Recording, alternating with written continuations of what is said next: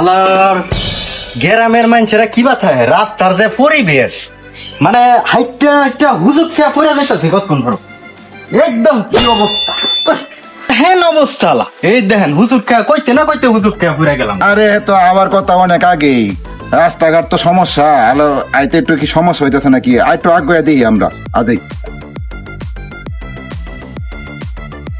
আসসালামু আলাইকুম। ওয়ালাইকুম সালাম। ভালো আছেন? আরে আয় বসেন কি আপনি। অবস্থা আপনার? সমস্যা তো হয়েছে না তো নাকি? না না কোনো সমস্যা নেই, ঢাকাতে আইলাম কিন্তু গ্রামগঞ্জের এত সমস্যা কি লিগা? আরে বললেন না, গ্রাম তো গ্রাম, ওই রাস্তাঘাটের খুব সমস্যা, এটা আমরা তো বুঝেন। ওই আপনাদের শহরে তো আহেন 5 তলা 10 তলার উপরে, আমাদের এলাকায় তো মনে করেন যে পানি টানি বসা টসা আছে, বুঝেন না বিষয়টা?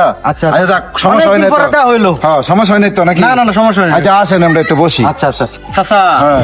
অনেকদিন পরে তো গ্রামও আইলাম। হ্যাঁ এখন দাসরে তো অনেক ফুর্তি মূর্তি করছি, এখন গ্রামও কি কোন ফুর্তি মূর্তি করার জায়গা আছে? আপনারা কি ফুর্তি মূর্তি করুন না?